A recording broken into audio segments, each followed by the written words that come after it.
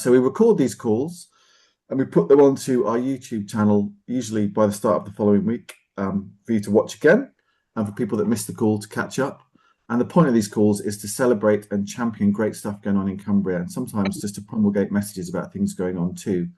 And this morning we have some great people to talk about things they're doing. So Rachel Hutchison, there's two Rachels on the call. Rachel Hutchison, sitting there in, you did tell me, Blackpool, is from Genicon, and Simon Stevens is there from Theatre by the Lake, and they are part of a piece of work that's about to commence, or is commencing right now, to test the waters and find out how the cultural sector is in Cumbria.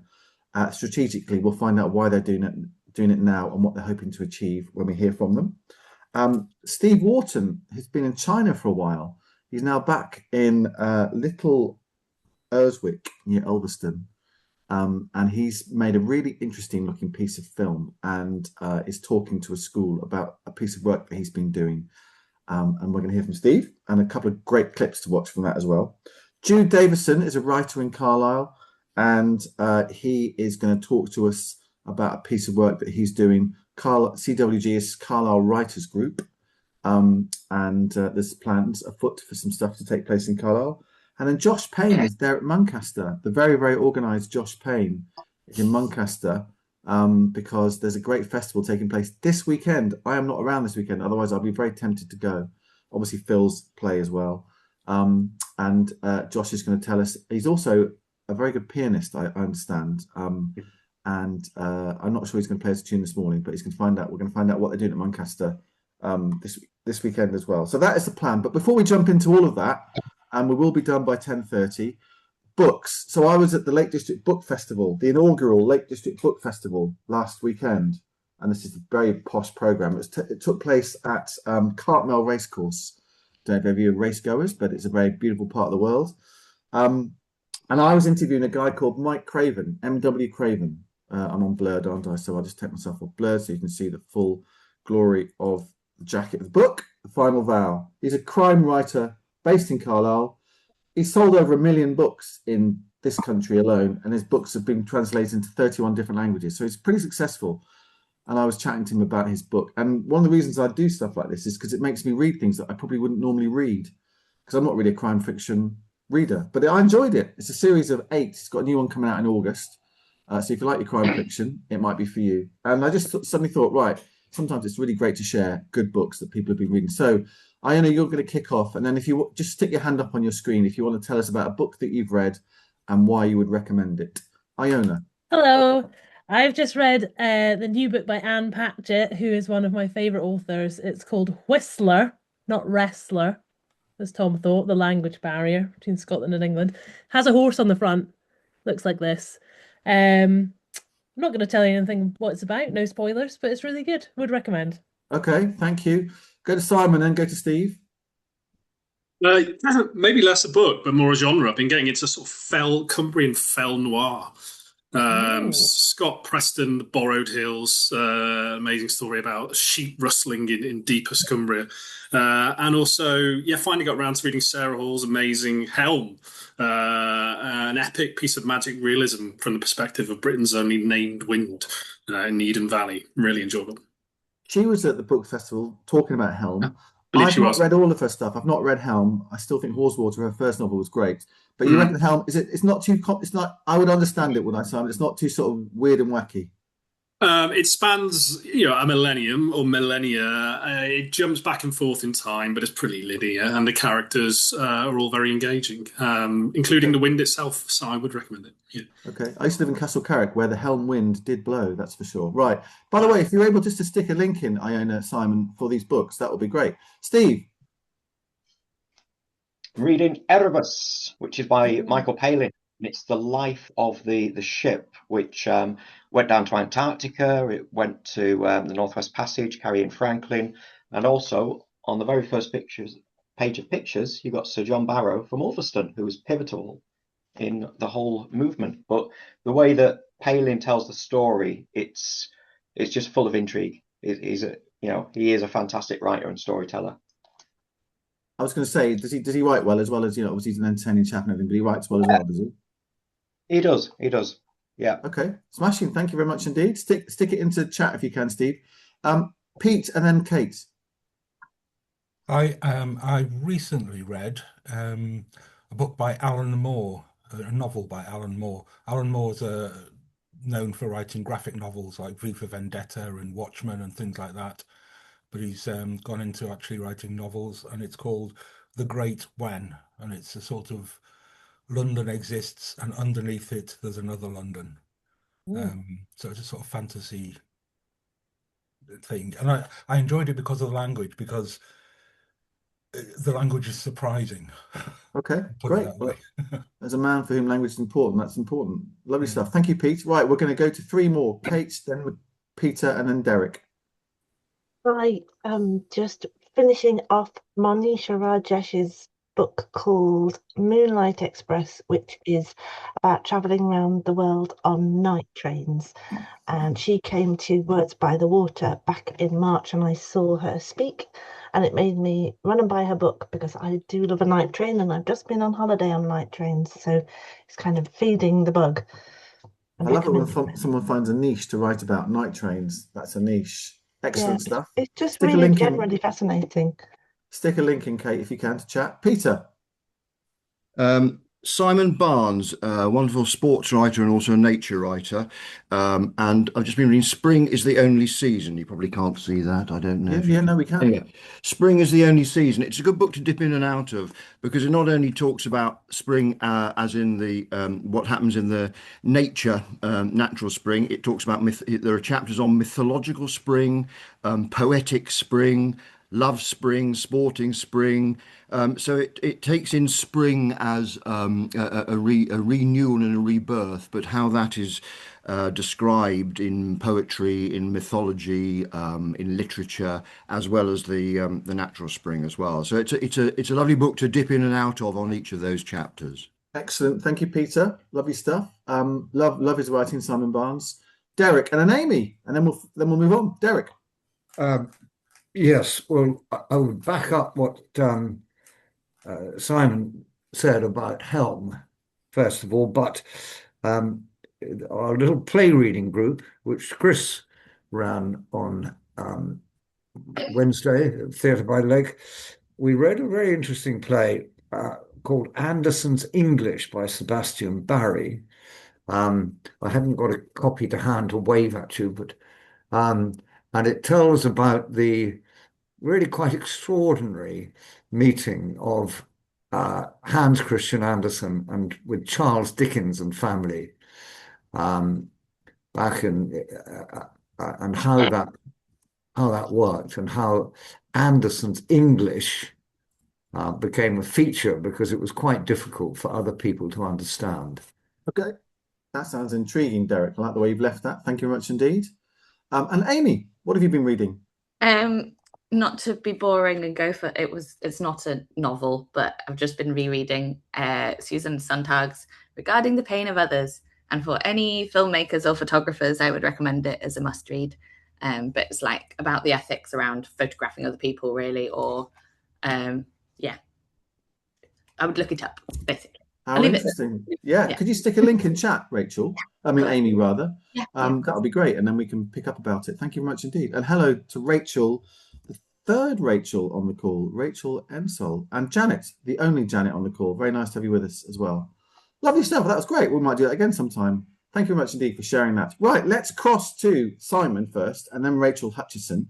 Simon is Exec Director at Theatre by the Lake, has been for a good few years now, and is the lead partner in this piece of work going on. So Simon, why is this piece of work being commissioned? And then we'll find out from Rachel about how it's going to be done.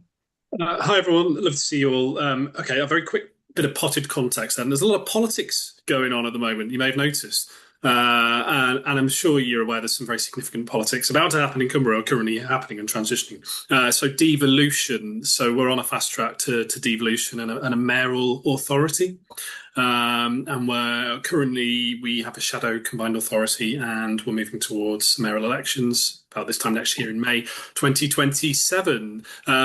So a really exciting opportunity for local decision making and strategic governance. And a group of cultural organisations, including Theatre by the Lake, Brewery Arts, Museum Consortium, and Cumbria Arts and Culture Network, got together a good few months ago now to talk about the need for us to make sure that culture has a voice and is on the agenda, on the radar, as we approach devolution. Because quite simply speaking, it wasn't really.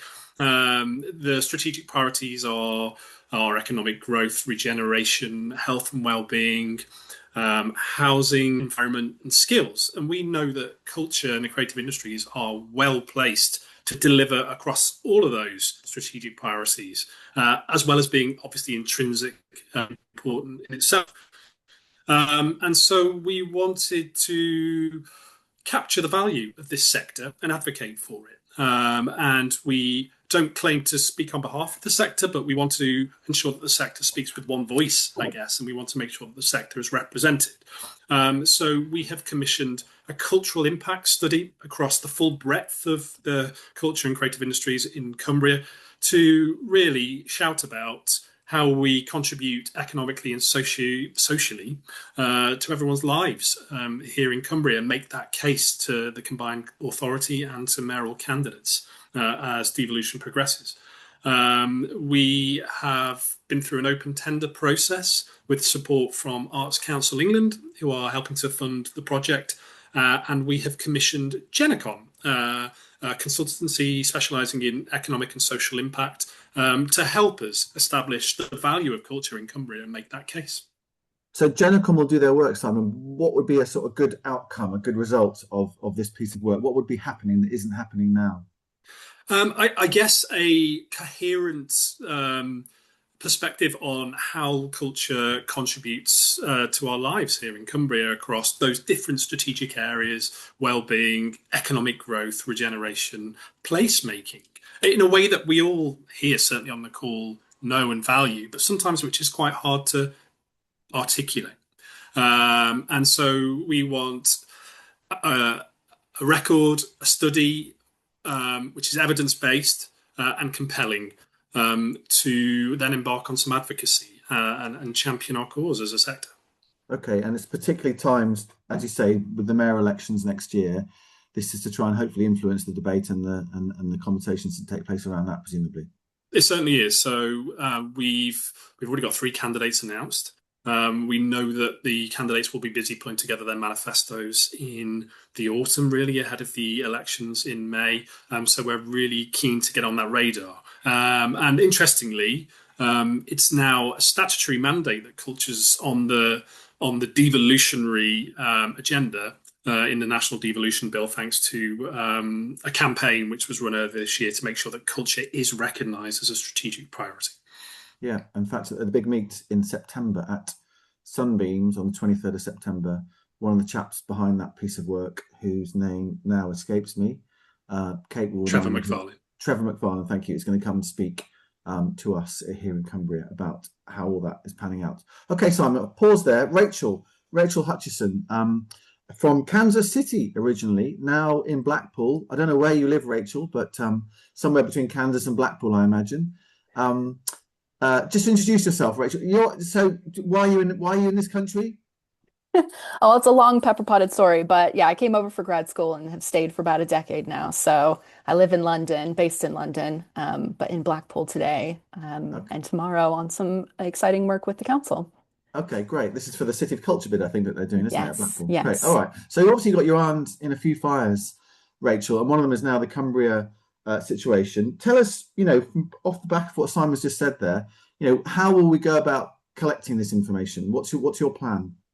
So our plan, especially for the first stage, is just data capture. So appreciate that there's kind of bits of data in publicly accessible areas, but there's also a nuance to that data that can't be gleaned from those kinds of data sets. So what we want to do is to send out a survey, and I believe the link to that is going to be shared in the newsletter out to this network, which is fantastic.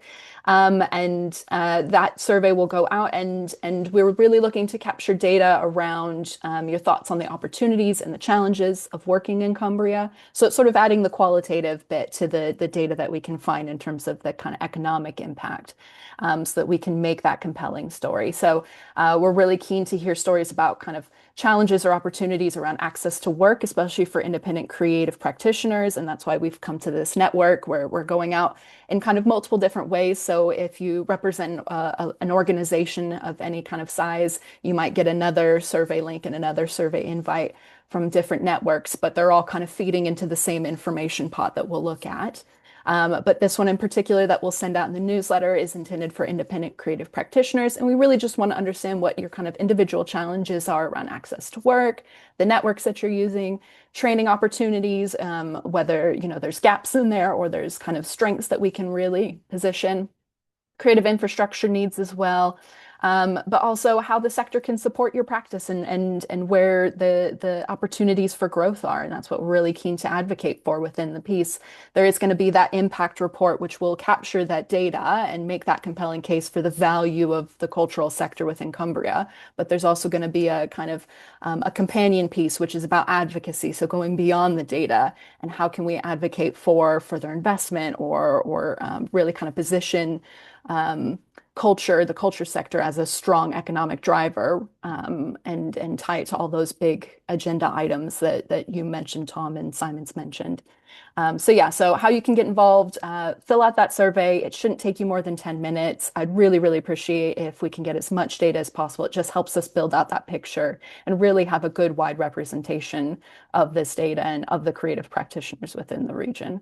Okay, so is the survey for people involved in the sector? It's not just for sort of the wider public, it's for people actually involved in the sector. Exactly, yeah. If you sort of consider yourself a creative practitioner in whatever sort of definition, we're being very wide and very broad about what that is. We'd love to hear from you in that survey. Okay, all right. And presumably if you're running a big organization, I don't know, like Theatre by the Lake, for example, will you kind of get a different set of questions, or will you have a different interview, or how will that work? Yes. So there's a different organization-based survey that will go out to those bigger organizations. So I would encourage, if you are representing a larger organization, instead of you as an individual creative practitioner, wait till that comes out, or get in touch with me or Simon and we can share that link out. But yeah, the one that will go out in the newsletter is for kind of independents, just so that we can get those kind of dual data sets. But yeah. Okay, and we're all kind of fed up with filling out surveys these days, aren't we? Because we get surveys all the time. So why should we fill out this one? Why does it matter? This matters because it's going to be the first sort of wider regional kind of county data capture to look at the impact of culture within the region. And it's a way for us to have a really strong and compelling case to take to the mayoral combined authority and sort of say, this is the irrefutable data that says this is the impact that's being created by not investing in it. You're sort of, you're putting yourself on the back foot. So actually, here's the opportunity. Here's the amazing stuff that's happening. So you should you should be prioritizing kind of cultural investment as a means to drive tourism, which we know is a huge kind of economic driver in the region, but also just supporting creative growth, because like you said, that's on the devolution agenda. So how do we make it easy for them to say yes to that?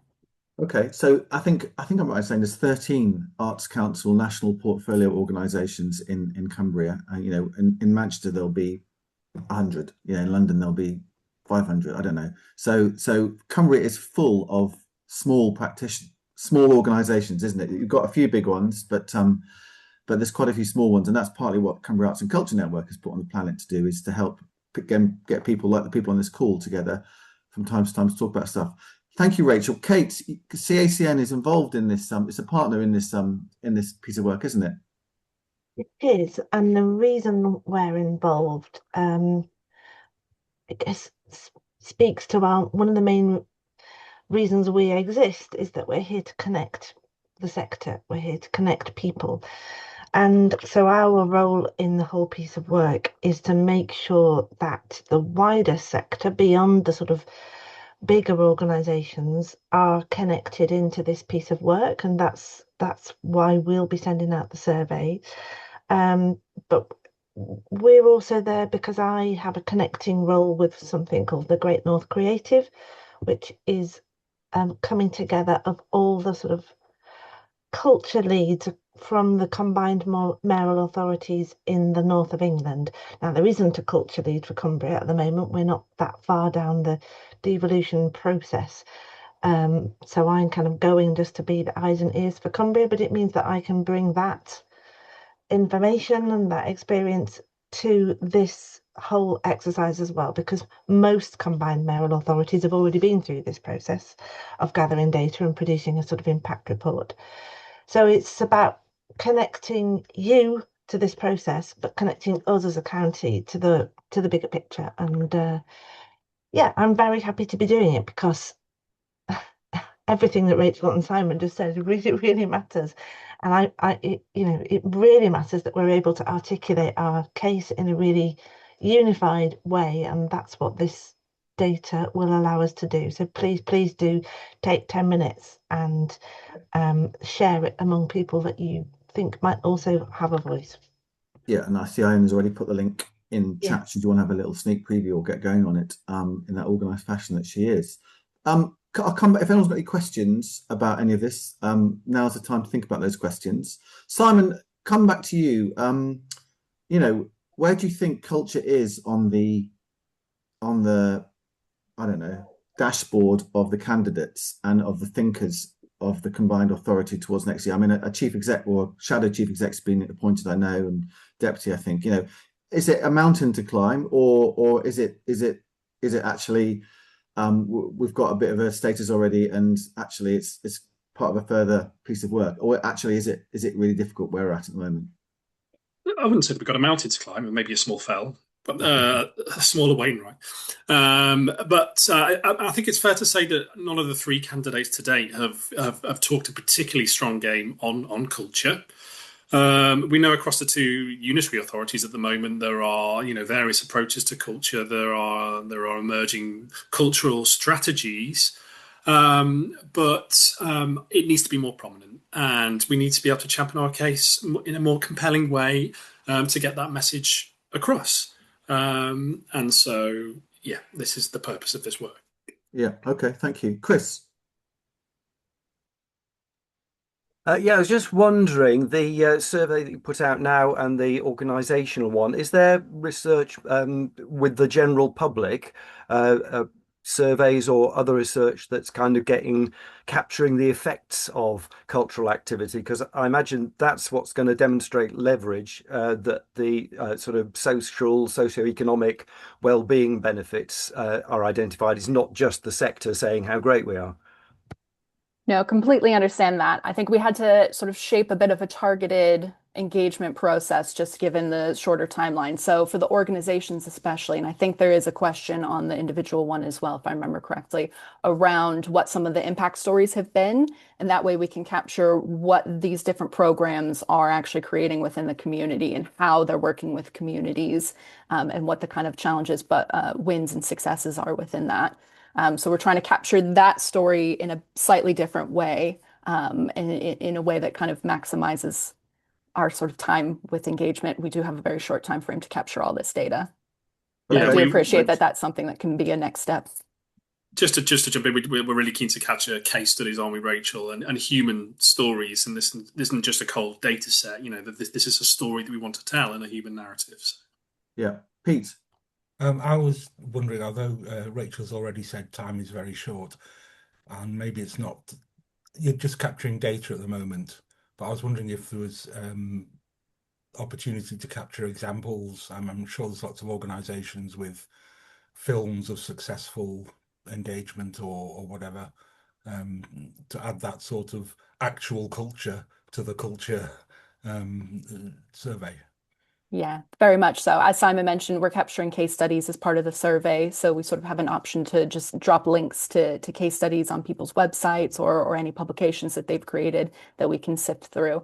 There's also going to be a next step. So one of the last questions in the survey is, would you like to potentially participate in some roundtables where we'll delve into some of the thematics that come out of the survey data in further detail, and we can share stories and bring people together. So if you're interested in participating in those, please do include your contact info in that final question, and we can loop you into that. Thanks, Rachel. Steve, I think you've got your hand up there. Just come off mute there, Steve, if you can.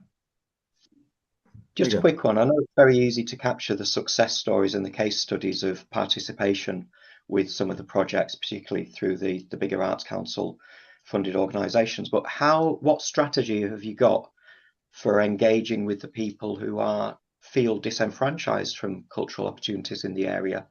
I'm thinking in particular about Barrow, which hasn't even got a theatre at the moment. How are you going to get the voices of people who want culture but don't feel there's anything on offer for them?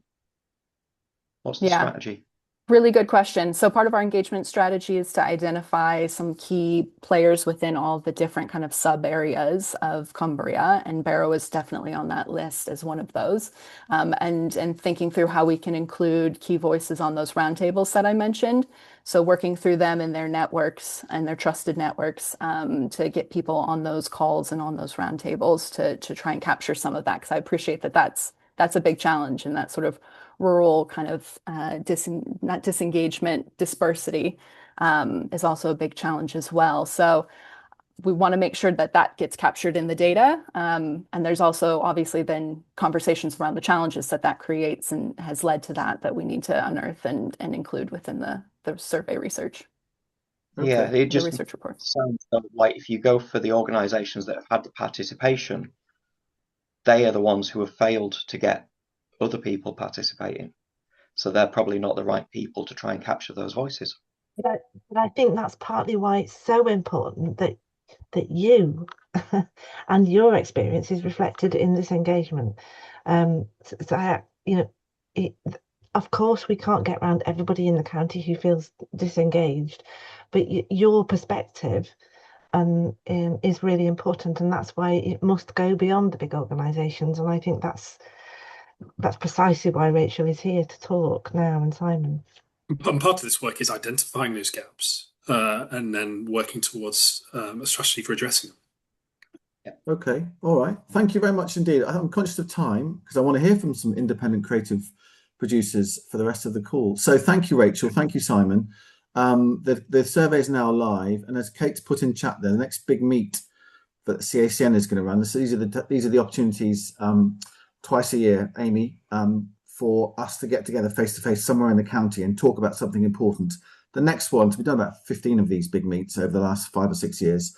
The next one will be 23rd of September at Sunbeams near Penrith, near Reged. And as I said, Trevor McFarlane's going to be there, plus 1 or 2 other people too. And it'll just be a great opportunity to hopefully see how far this work that Rachel and Simon are launching, others as well, how far we've got. May not be quite finished by then, but should be some way down the track. And a chance for us to kind of get our house in order, I think, to then start to work out how we tell the story of culture and influence the political scene over the next 6 to 9 months ahead of those elections, perhaps, and beyond in May of next year. So that is the plan. So survey is live. Need to hear your voice. Please tell other people that you know about this as well, and we'll be promulgating it from a CACN perspective. Roughly, when does the survey close, Rachel? Any idea? Survey will close in about a month. So you've got plenty of time, but the sooner you can fill it out, the sooner we can start aggregating and finding kind of key themes and start structuring some of those roundtables. So yes. Great stuff. All right. Thank you. Enjoy Blackpool, Rachel. Thank you very much. Thanks for having me. All right. Nice to see you, and good luck with all that piece of work. Right. Let's move on, and we're going to hear from Steve again, Steve Wharton, who's been in China for a period of time over the last few years, back in Cumbria now, but working on a really interesting documentary based on a local fellow. So Steve, tell us a bit about it. We've got 5 or 10 minutes, and we've got a couple of clips to have a look as well. So Steve, what have you been doing? Okay, so I just want to reintroduce myself and just tell you about a film and a workshop that I've developed, and then also, promote this historical figure that I think could actually unlock a lot of potential for cultural and tourism activity in the county, across the county. So most people know me from doing 10 years of Cumbrian songs and stories and live performances, long storytelling shows, and working with my band Heard Us as well. Then COVID hit, and I did two things. I developed podcasts. I developed the 28 Days Later podcast series, History and Heritage and Walking, and then also started to get into feature-length documentaries. The first one of which was At Home in the Steep Places, all about Bill Peascod, a guy from Maryport that pioneered new rock climbing routes in Buttermere and then became an abstract landscape painter in Australia. That film was produced on a complete shoestring, £3,000, went to 7 international film festivals, and also made a big splash locally in giving people a good sense of our achievements, back here. Also produced a film about the 2006 World Cup, which is on YouTube. Very good watch at the moment. Possibly the last great party that we had, the one in Germany, and a big oral history project called Ennerdale Stories. The last 3 years, as a qualified early years teacher as well, I was working out in China. It was my third time there. And whilst I was there, I found myself stood in the same spot as Sir John Barrow, who's from Ulverstone. And I realised that if I didn't take the opportunity to make this film, retracing his journey around Vietnam and China in 1793, I knew that I would just regret not having done it. So after, alongside teaching and skateboarding through China, I also made this film. So another feature-length documentary, and if we can watch the teaser of it now, then I'll tell you a little bit more about it later.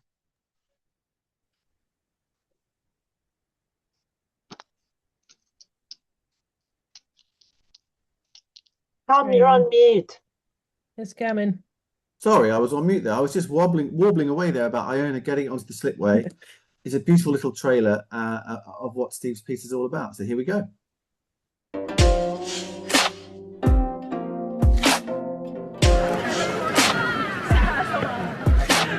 How on earth did a lad from Northern England find himself here in the 1790s and playing an instrumental part in giving gifts to the Emperor of China?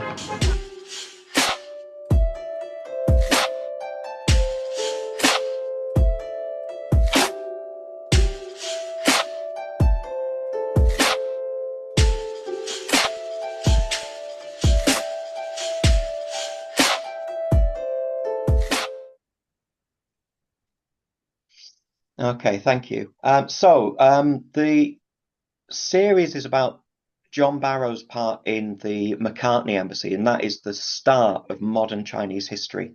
It's still studied in schools in China, and we know virtually nothing about it, but it then was the precursor to the Opium Wars, to gaining Hong Kong, lots of shared culture between Britain and China.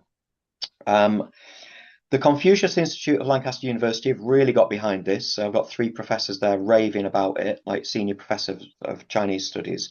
I've moved back. I'm just settling back into life in the UK, and I've organised screenings of this film and also developed a workshop to go alongside it to teach other people about documentary filmmaking and low to no budget documentary filmmaking. So I've trialled it already with year 7, 8 and 9 students around Barrow and Dalton. And so what I kind of need now is help and venues to help develop this a little bit further. My idea for rolling it out is it's not just about my hometown hero. If people gain these skills, they can also make documentaries about their hometown heroes. So if I can ask each of you just very quickly, could you write down AI, B-roll, VO, voiceover, music, Google Earth, and presenting? So 6 things. And this is a clip that uses all 6 of those little techniques. So as we're watching it, you could play bingo if you like and just tick off each of those things as you see them. Yeah. So, Iona, could we have the second clip, please? John Barrow's lifelong drive to increase his knowledge spanned commerce, calculus and the classics, which he studied in Greek and Latin. And he applied his talent for maths in the areas of astronomy, navigation, surveying and learning to use emerging technologies. But he also valued ethnography and geography. He was the very embodiment of the Age of Enlightenment and, by his own admission, he couldn't sit still.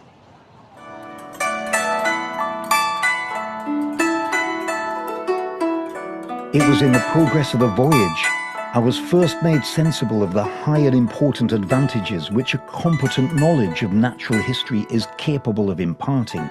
To me, thus instructed, every living creature, however contemptible it may appear to common eyes, every plant that grows, from the stately tree of the forest down to the humble moss, every stone from the sparkling diamond to the dull pebble that strews his path.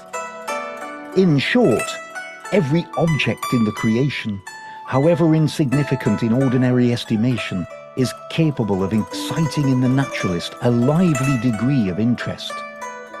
The observer of nature finds tongues in trees, books in the running brooks, sermons in stones, and good in everything. Scenes which would have been daily experiences for the young John Barrow, growing up in the far north of old Lancashire, between the sweeping sands of Morecambe Bay and the rugged crags of Lakeland.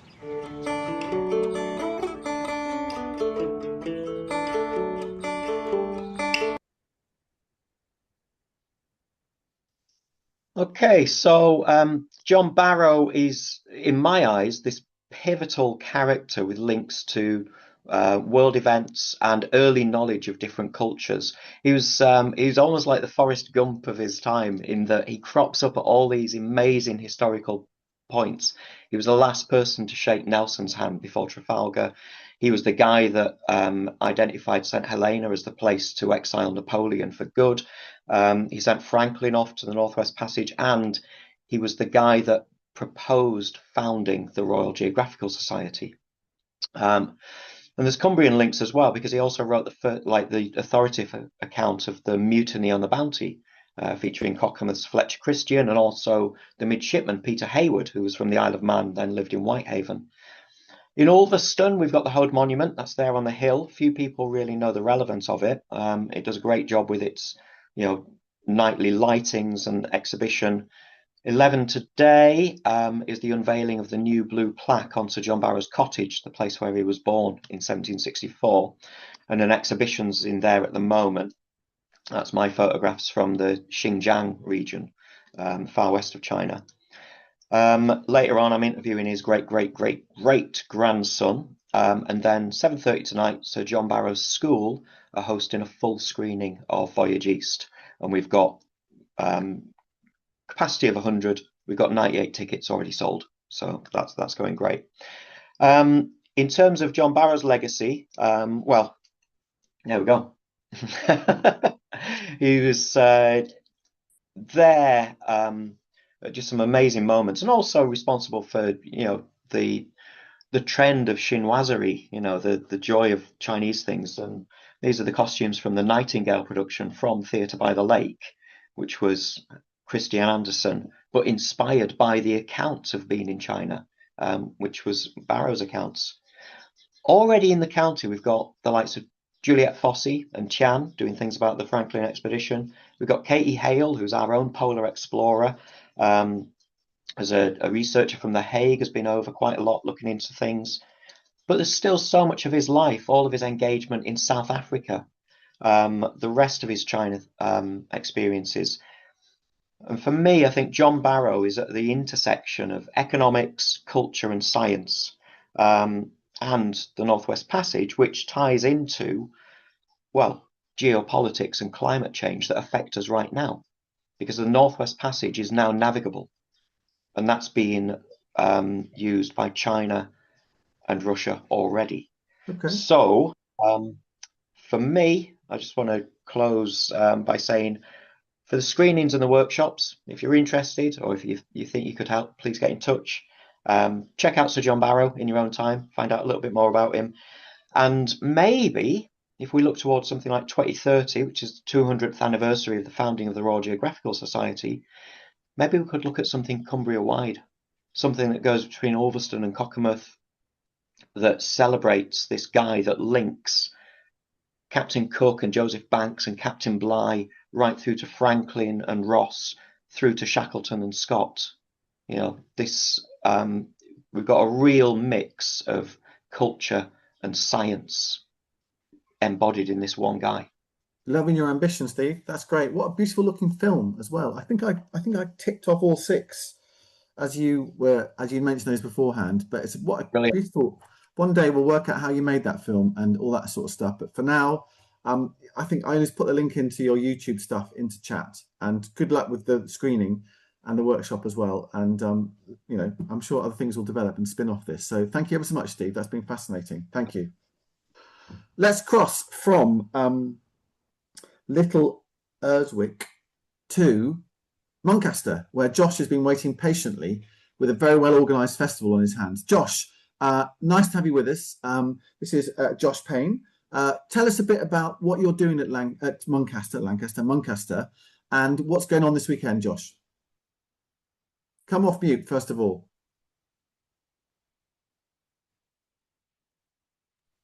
Off you go. Hello. Yeah, so we have our folk festival happening tonight and tomorrow during the day. It is very exciting. It's obviously the solstice, I think tomorrow night, although I can't remember actually off the top of my head if it's tomorrow, but I'm sat in one of the spaces we're going to be using as the session area. So I'll be setting this up, which is not a stage, it's just an area for anyone to come. And I know what folk musicians are like. As soon as they come off stage, they're going to be hungry to keep playing and jamming and meet each other and everything else. So that's what this is, but we've got 2 other stages across site, and anyone who's been to one of our festivals before will probably be familiar with the main stage area, but we're opening up part of the castle itself this time as a second stage, which we're super excited about.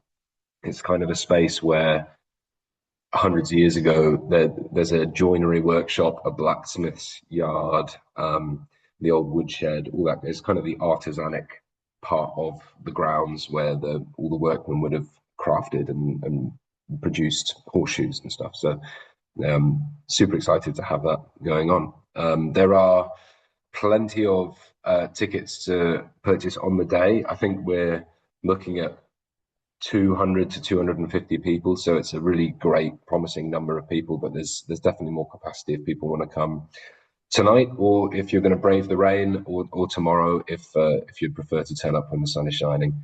And it runs late both nights. We're super excited. Is this the first time that Muncaster's done this, Josh?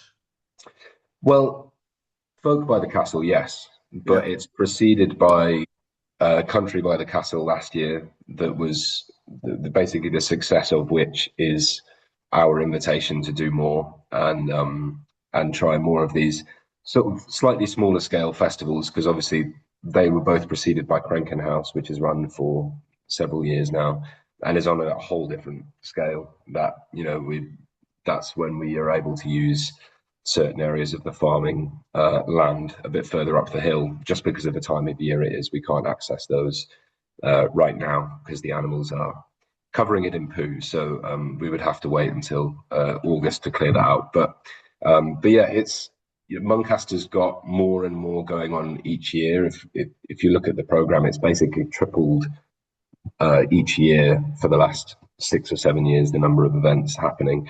Presumably there's a Moore's law there, and we'll have to stop increasing our number of events at some point. But this is the first time we've had folk music as a specialty for a weekend. Yeah, and you know, folk festivals some of them have struggled in recent years, and some of them have gone by the wayside. So it's fantastic to hear about one that's evolving in a really special part of Cumbria as well, and that you're getting it off the ground. Because you're a musician as well, aren't you? I mean, that's why I'm here in the first place. Always how I'm relatively new to Cumbria myself. It certainly feels like I arrived yesterday most of the time, but it was about 1.5 years ago that I relocated. But my initial introduction was coming up here to play piano for some of those events that Muncaster had 4 years ago now, I guess. And then over time, it was more and more often, to the point where I was like, who am I kidding? This is where I want to be all the time. Are you taking part in the festival yourself, or are you just overseeing all the problem solving and organising it? A bit of both. I'll be opening up today. I'll be the first person on, and then I'm accompanying this fantastic guy called Phil Scott tomorrow, who's 82 and absolutely killing it on the harmonica still. So I'm going to give him a bit of support and play accordion for him as well. Have you rehearsed with him yet? Yeah, fortunately we have rehearsed. Yeah. Okay. Quite a few times. My own set, I can't say the same. I have no idea what I'm going to play yet, but we'll see who turns up first. Now, I have a role in organising a thing called Cockermouth Live, which Chris Bridgman and Kate also have a role in, which is in 2 weeks' time. So next week on the Friday call, you might hear a bit about Cockermouth Live. Now, Josh, you are one of our guest artists at Cockermouth Live in 2 weeks' time, so you probably won't be on the call next week because you'll still be recovering from your festival. So just give us a hint as to what you will be bringing to Cockermouth Live in 2 weeks' time. So I am quite fond of customizing pianos, and I've got a little small fleet of custom pianos. So I'm going to be bringing my big ship one to Cockermouth Live, which has been living in the castle for the last 2 years. But I can give you a little hint. This is one of my other ones. That's the Moss piano. So maybe if I switch over to the lights, it's got sort of responsive lights. This one's covered in moss and plays little sound effects out of there as well. But the one I'm going to bring to Cockermouth Live is basically a massive sailing ship on wheels that can sort of slowly rotate, and as you play the keys, the water ripples and it lights up and everything else. And I have been looking for relevant material to play, and actually it's really interesting to hear about all the naval adventures of Sir John Barrow, because I understand, and as I say, I'm relatively new to the area, so I've forgotten his name, but there's a guy from Cockermouth who was like a mutineer or something, relatively famously. Yeah. Christian. That guy, Christian. Yeah, I'm gonna basically probably, as soon as this festival's over, I'll go on Wikipedia and cram some information about him, see if I can dig up some songs or something that might be relevant. And if there aren't, I'll write some. But maybe I can tie some about John Barrow if I've got time as well. Yeah.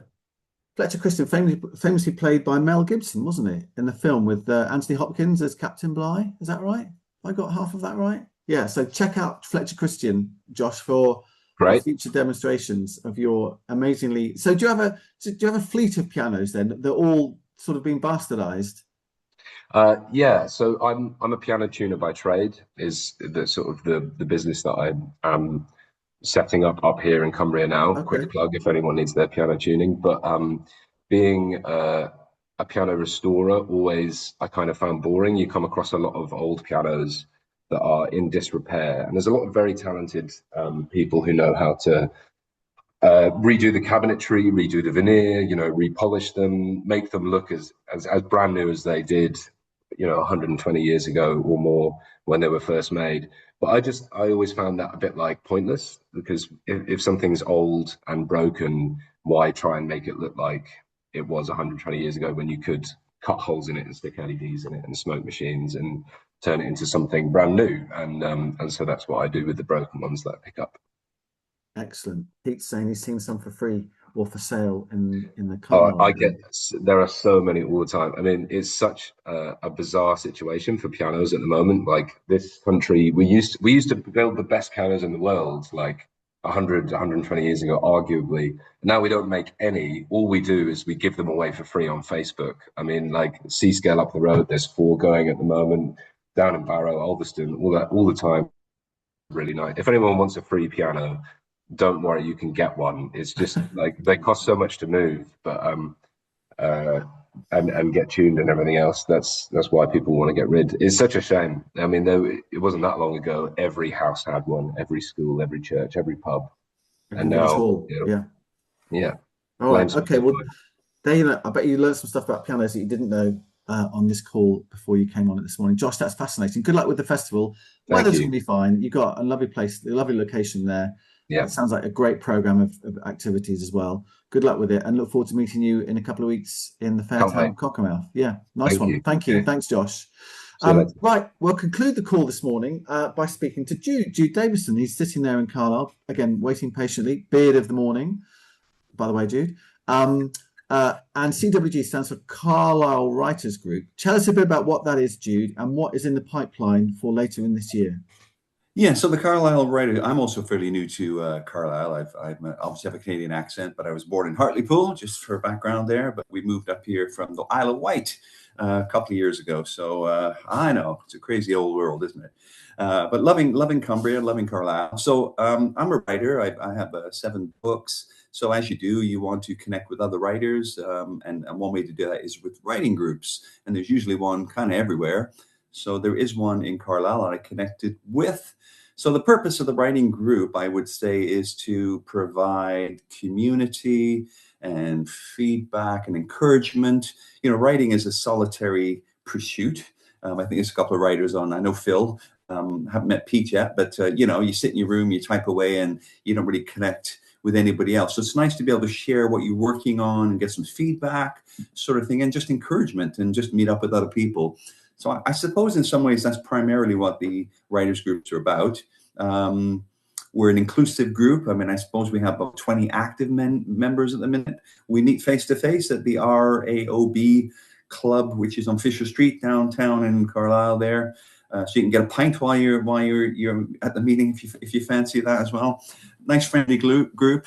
We include everybody except for, you know, you have to be over 18 because we don't want to sort of blur the boundaries of letting children in, and, you know, in case of sensitive materials. But otherwise, everything is all go. And we have writers of all kinds of genres, you know, poets, bless them, you know, talking about trying to get published, but poets, fiction writers, non-fiction writers, children books, you name it, probably people are interested there.